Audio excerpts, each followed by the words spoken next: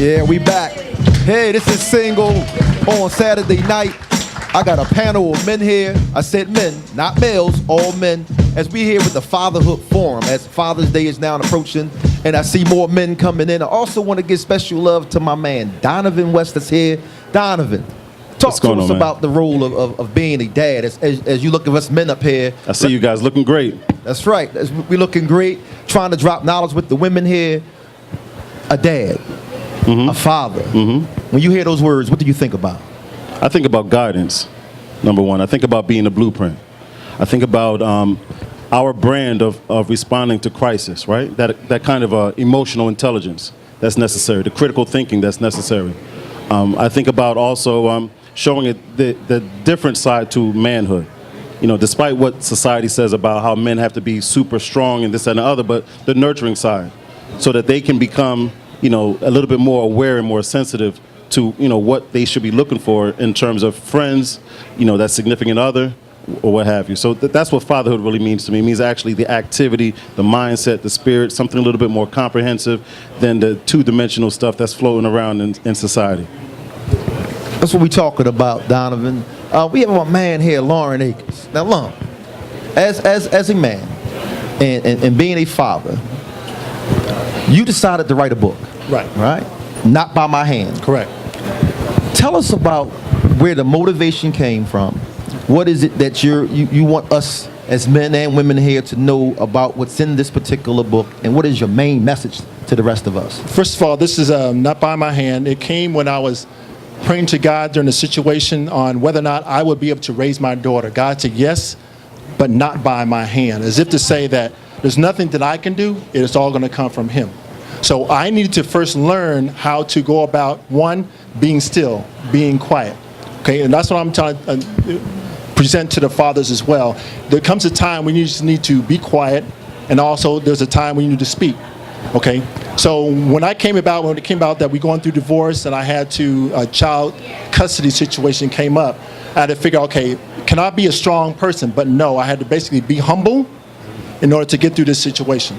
So first of all, I had to pray, ask support from family and friends. A lot of my family are here today, even from the brothers who are out there, in terms of providing for that support. And realizing that that's where I need to get it from. I had to realize myself, I can't do this by myself. I have to ask. So a number of ladies from my church were there to assist me in terms of hair and different situations as well. So that was really a support to me, realizing that in this world I can't do it by myself. I have to ask for help. So I got that vertical help in terms of prayer, and a horizontal help in asking for other people to offer their advice, sometimes critical, and I'm cool with that. And understanding that things that I need to learn if I'm going to raise a daughter and have her be successful, enterprising, and confident young lady in this world. So within the book, what was the most challenging thing, or anything you spoke about that maybe your mother and father are not aware of, with you being a parent, that may have been a little embarrassing or touchy to you? Well, it's one of those things you have to realize when you're writing a book or getting into this type of situation, how transparent are you going to be? Okay, so am I going to just partially put things out there? Because only iron can sharpen iron. So if I'm talking to the men, if I'm addressing the men, and I want them to understand that you need to humble and be quiet and listen to your attorneys or counselors, your family, that you need, and this book it really taught me that I need to be open to suggestions. So it talks about how shallow that I can be, how impatient that I can be. So I had to address those different things, and I had to pray about it and keep that thing in front and center, and realize that the most important thing here is not winning anything against a parent, but uplifting and encouraging my daughter. So you have to be able to take those different emails and confrontations and problems and curse words and allegations and all this other kind of stuff and say, look, all that doesn't really matter. All that matters here, there's no winning in this situation to be against the ex. Only that's going to win is my kid, and that's it. That's a point right there. You're talking about winning as a father. What are some of the other things, other challenges, battles? What do we need to do as men to ensure that our sons and daughters go through life? And I think Donovan talked about guidance. Stormy talked about guidance and direction. What else do we need to do that we see that's lacking right now in society as men when it comes to our children? Working, and these brothers, I'm sure they're going to expound on it, working with other men because men have the tendency to not want to work together. We are stronger together, period. It's not a euphemism. It's not a cliche. That is for real. If they see, just like sitting on this panel, they see a bunch of strong men, black, white, yellow, whomever, supporting each other, then we will get much further. And that's the one thing that we need to do to continue to empower each other. I agree with Storm on that.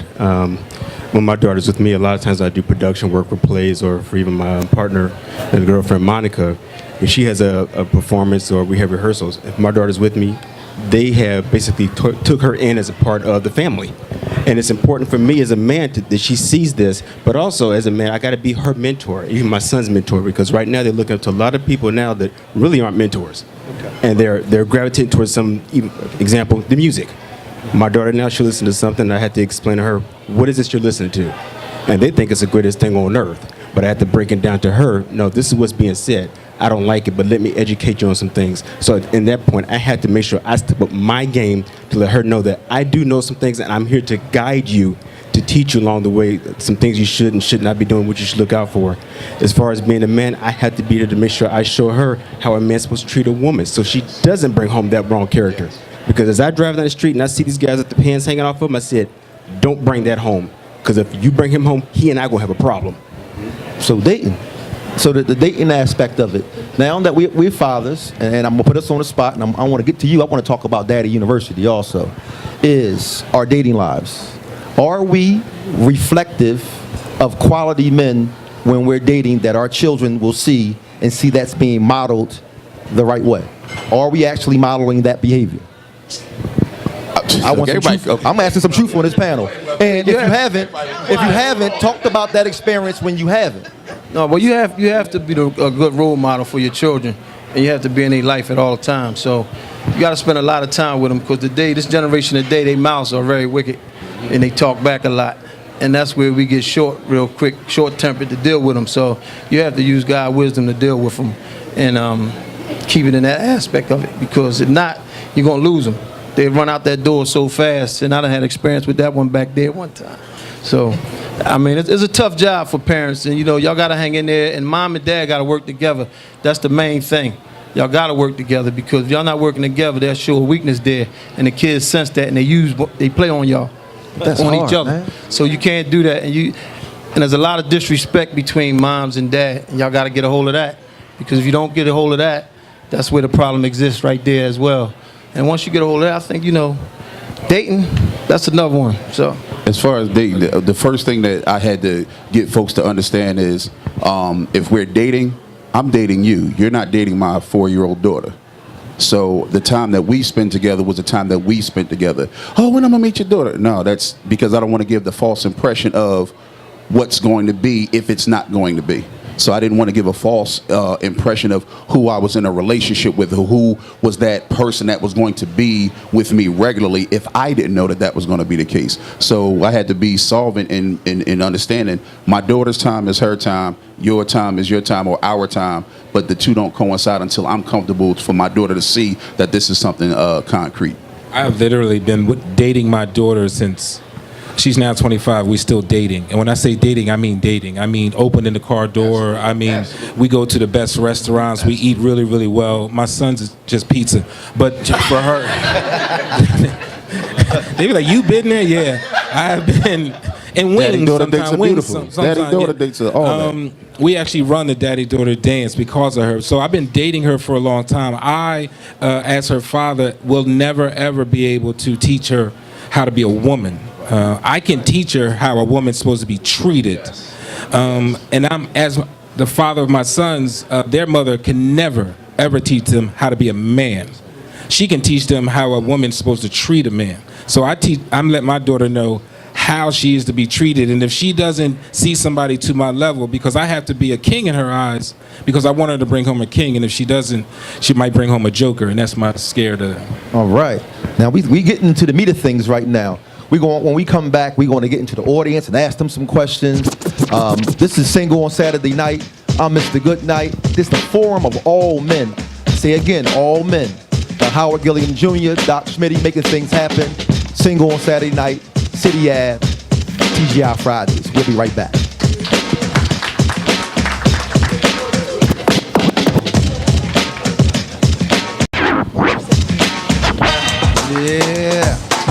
what we talking about. Single on Saturday night. We are back here at TGI Fridays with the Fatherhood Forum.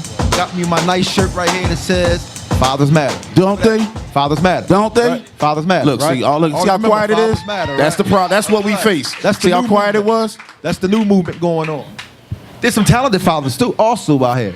I want to talk to my man, Kate Jones, about his comedy. Talk to us, Ken, about what's going on. What's the next event? What's going on, man? I'm Ken Jones from Philadelphia. I'm a comedian. I'm also a full-time single father of a set of twins. All right, so I'm not a full-time single father for both of them. Just one of them. I'm just a regular father for the other one. Yeah, and they fraternal twins. They just got different mothers. So don't judge me. Boy, he started early, don't he? What? Say, come to the show. But I'm raising them though. See, that's how trifling y'all are, just judging. I'm raising them. That's what a father is, raising them. All right, cool. But on Father's Day weekend, we have a great show lined up with the Ridiculously Funny Comedy Show. Right. We got Cole from Martin. Y'all just seen Bruh Man. We got Cole from Martin coming next month at the Akbar Restaurant at the Akbar Restaurant and Banquet Hall, 3180 Grant Avenue. If y'all ain't got nothing to do, come hang out with me. We got Top Flight and Who Mirror on it too. I got a singer and I got a live painter that's gonna paint behind Cole and everybody and do all that. He gonna paint a great painting behind him. So we want some more. Awesome. Ken, we got to come down there. It's gonna be a great time. You know, as fathers come in, you know, as fathers want discounts, right? Fathers get discounts. We're gonna work on something. Okay, we're gonna work on something. Gotta work on a lot of something, man. You said Only the good dads, because everybody, you know what I'm saying? You know what? All the good dads on the panel. We know y'all good dads, right. but all the rest of them, we gonna figure it out, son. Right. So prior to the break, we were getting into a lot of different things as fathers and roles, and now I want to take it to the audience. And we have our first question over here, our statement from Attorney Danielle Patterson. I just actually like the question that was asked to be answered, not the one that we want to answer because it's convenient and it sound good. So earlier you were asking about fathers and the dating. That's right. So I'm going to go to the next step. Do you feel like you're the kind of men and you're showing this kind of example to your young ladies that you would want them to have the same kind of experiences dating as you've given out there in the world? Early on, I wasn't. I was not modeling the behavior that a dad should, because my mind was in one place, but my heart was somewhere else. And what I mean by that was, because you have a child with someone, it doesn't mean that you're always going to be with them, connected to them. And sometimes, as a man, I found myself being with a woman just because we had a child, not because my investment was in her. And by that, I would linger. My mind was somewhere else. I was involved with other women, and it wasn't the best example. What I had to do was be honest with myself, let that woman know that our relationship can no longer continue. I am not in your best interest. I had to step back, and from that point on, it's been a couple years now, I had to model the behavior that I want my daughters to know what a man is. And I also gave my daughter her diamond. Her father should give her daughter her first diamond. So I gave my daughter a diamond ring, diamond earrings, and says, I never want you not to know what it's like to have from your father, and I want your expectations from men when it comes to dating you to be equivalent. So I was not the best example, but I am now. Let me jump in on this one. I think the first thing when I split with the mother of my child is I made sure to reconnect with my child, right? Reconnect with your child, because your child is going through a number of things. It doesn't matter their age, by the way, because they're higher in sophistication in terms of their interpersonal knowledge, what's going on at home, outside of the home. So you got to reconnect with that child or children, number one. Number two, you got to also reconnect with that parent, right? As best you can. It might be a little too fresh. Feelings are still kind of, somewhere else. But do your best, again, to reconnect in terms of the level of communication, the level of interaction, because that's really the number one relationship that your child or children are looking at. Regardless of, what you're doing outside of that relationship, they're going to look at this and they're going to say, what happened? What went wrong? They're going to also internalize it. They're going to say, what did I do to cause this situation? So reconnection is key. Communication through it is key. And then that other piece, which is to date your child, right? Date your child in a way that you're getting to know them better. They're getting to understand you, and more behind the function of fatherhood, but more about what actually makes you up. right? What are the things you like? What are the things that they like? Really get into that level of communication, and no age is too young for you to actually have that level of interaction. Then comes the dating part, right? You're dating outside of that initial relationship, and no, you're not going to meet my daughter. It's not that time now. So my child didn't see anyone I was dating until it was time. And at the time when I introduced her to my daughter, it's a different type of conversation. What I did is I set up a meeting between the woman I'm dating and the mother of my child. And here's what's about to happen. I'm going to manage expectations so I can at least test the waters to see whether or not this is going to be something civil or it's going to look like a scene from Maury, right? And then once I test it out, okay, that's not bad. We're going to now have another conversation, another introduction where we all met at Dave and Buster's. And we had a good time together, all three of us. And so that was the way that I eased into that situation. And then as we move forward, now I'm able to actually open up and show her how I would treat a woman in a situation, right? In terms of the level of communication, how we interact, how she fits into that picture again, right? Because I already established that relationship with my daughter again. She needs to understand that just because she sees someone else here doesn't mean that she fades. Her time, her role, her responsibilities, all that, nothing changes. And that's a very tedious and very time-consuming and very emotionally exhausting process, but it's necessary. It's levels to this. It is levels to this game. Number one, as someone dating, and as someone who has dated women, as someone who loves black women, it's totally different because I am learning to be more romantic, and I am learning to fall in love, and I am learning to be in love. With my daughter, it's called unconditional love. It's already day one. So I treat her differently. I'm around her differently. My daughter is the one who actually teaches me how to be more patient with you. My daughter teaches me how to be more romantic with you. I bring her flowers in school because sending flowers wasn't the best thing. So I walk in the lunchroom and now I bring you flowers at work because I found out that that's much better than them having them here. So I'm better now because of her, and I'm actually a better dater and a better man and a better person because of what she shared. But it's meeting you, I'm getting to learn you. Meeting her, I already know her favorite ice cream because she comes from me. So it was already halfway. We already jumped halfway, so it's hard to compare the two. Levels. I was going to say real quick, 20s, yeah. In my 20s, yeah. Most of my 30s, nah, nope. You can't meet nobody like me. Now in my 40s, seeing things different, like the brother saying, learning different behaviors, learning how to communicate a specific way, and also learning from my past experiences. Yeah, because honesty and communication is important. But maybe y'all brothers can help me out. My daughter, who is 12, going on 13, she's caught into that having loyalty to her mom. Like, all right, Dad, I know your life has moved on, you're seeing someone else, but I don't want Mom upset, or I don't want Mom hurt because I'm a part of the circle with you and who you're dating. So how would y'all deal with that child loyalty to Mom out of fear that I don't want Mom hurt or upset? I actually had to deal with that. My ex-wife, I have a daughter, she's actually a little older than 12. She's 19. And we have daddy-daughter day, we go out to eat and things like that. And one time she wanted to come, but she was like, well, Mommy's here and I don't want her to be upset that I'm leaving because she wanted me to hang out with her for the day. So I have a little understanding. I'm like, okay, no problem. Hang out with your mom today and we'll do it another day. You know, so I just have a little understanding with it. You know, it doesn't happen often, but it's pretty much just being open-minded. I haven't really had to deal with that, but one of the things I had to do was when I got divorced, I had to find myself.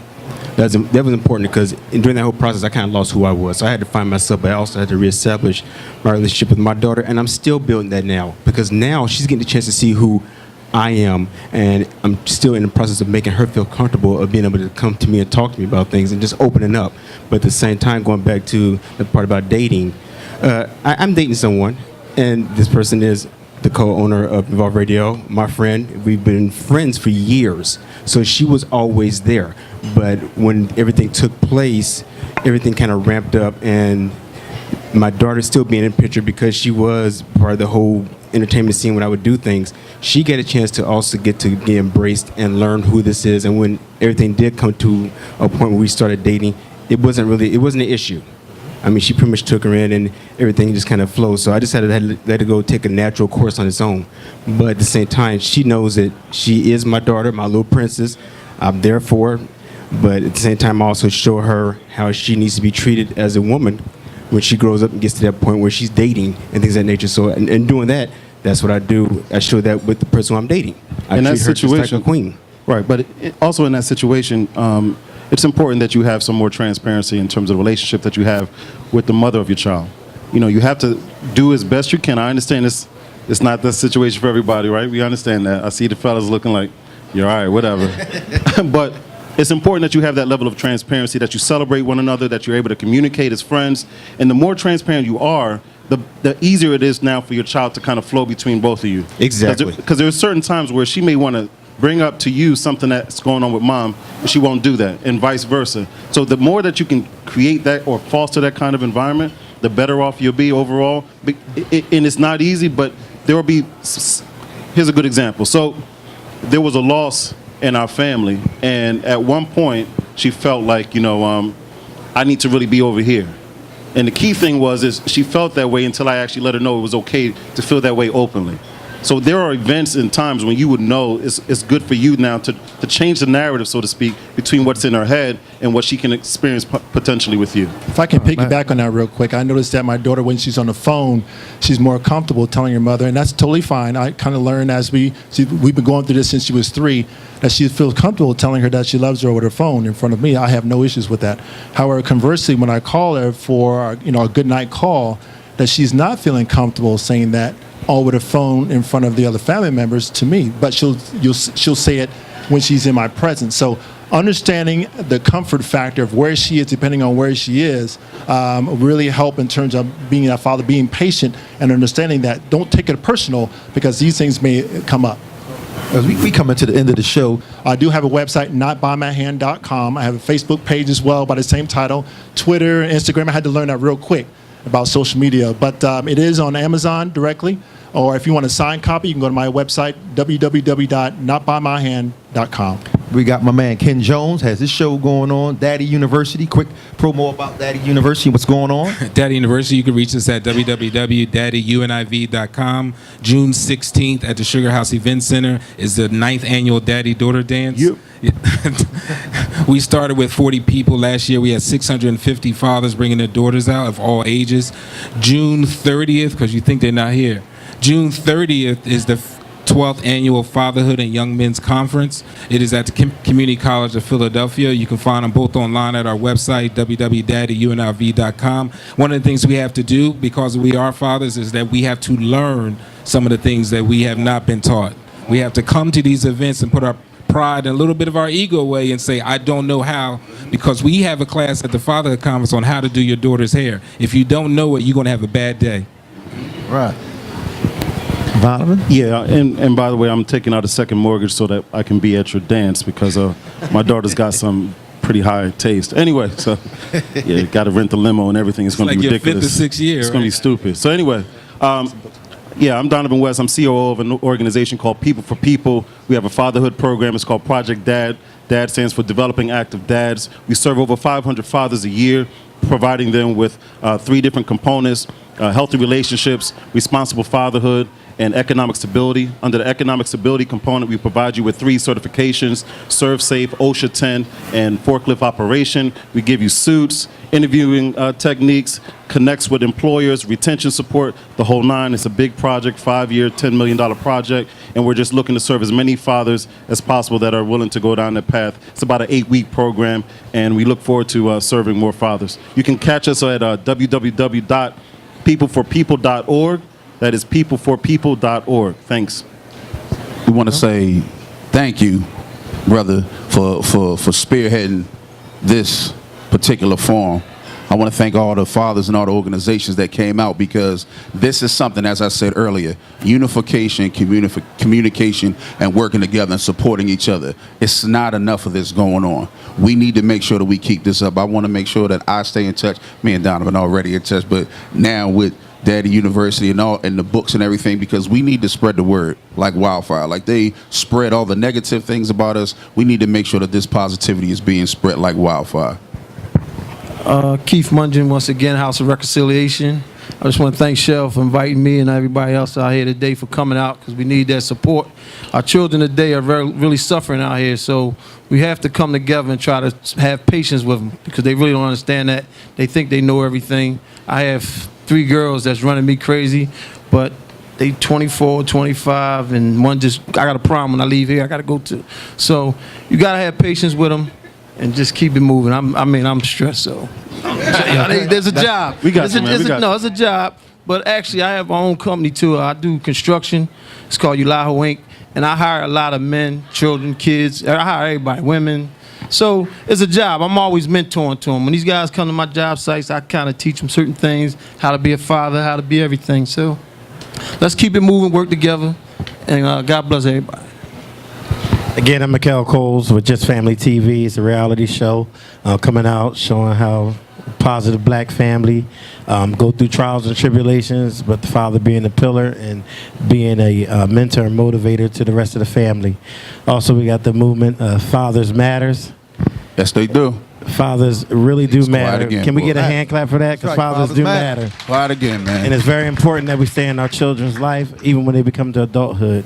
It's T-shirts over there if anybody want to purchase one, and also got some fresh smelling oil so fathers What's your don't have to website? be stinking. Website? Website. TheRealMikhail.com. www.TheRealMikhail.com. Sure, one thing. And that's my daughter gonna be performing in a minute, so she has her own little crew that she's mentoring. So I would like y'all to stay around and listen to her. All right, but don't forget, this is 2 shows. But anyway, don't forget the book is on sale, and it is $15 here today, but it is on sale. Don't forget to buy the book. And I have to shout out everybody like AlvinaStyles.com, because I wasn't over here. I have to definitely shout out AlvinaStyles.com for the bling. Also she has men's hats and things like that. And of course, Rashina Stewart of Lotus Beauty Spa. And I believe we shouted out, and Howard always, but I believe we shouted out everybody, and we're going to get into the... Right. I want to thank everybody. There will be a round 2 for the Fatherhood Forum, but it's going to be more of Ask the Man Anything. So ladies, y'all can come down and ask us about anything. Love, sex, cheating, deceiving, family, all those type of things. Knocking over So dishes. here we are, single on Saturday night. Cleaning up. 4000 City Housekeeping. Ave. And we will see y'all He's next stressed time. again, man. He's stressed. He's Jay stressed. Jet. And we are. Hey, hey, worry about yourself. Worry about yourself. Worry about yourself. On God. Worry about yourself. Worry about yourself.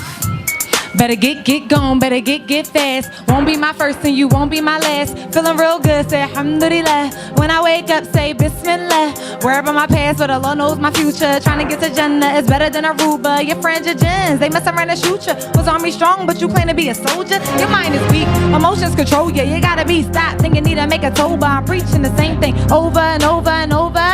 And over and over and over. They don't understand, so I gotta move forward. So laugh with my sister standing shoulder to shoulder. Allahu Akbar, Allahu Akbar, Allahu Akbar. Yeah, you see us make a tawbah. In my head, I bow. Fire shaitan to secure my vows. In my head, I bow. Fire shaitan to secure my vows. In my head, I bow. Fire shaitan to secure my vows. Never ask Allah, never ask Allah, never ask Allah why or how. Crying over nothing, I was so stressed out. Eating all good, now it's all good now. Heart so clean, yeah, it's all so white, yeah, it's all so white, cause I'm all good now. Umi, that's my queen, never lost her crown. Umi, that's my queen, never lost her crown. Umi, that's my queen, never lost her crown. Never let me down, yeah, that's my round. Ayy, ayy. Worry about yourself, I don't need your help. Worry about yourself, I don't need your help. Brother, I'm good. Hey, I'm good. Say bismillah.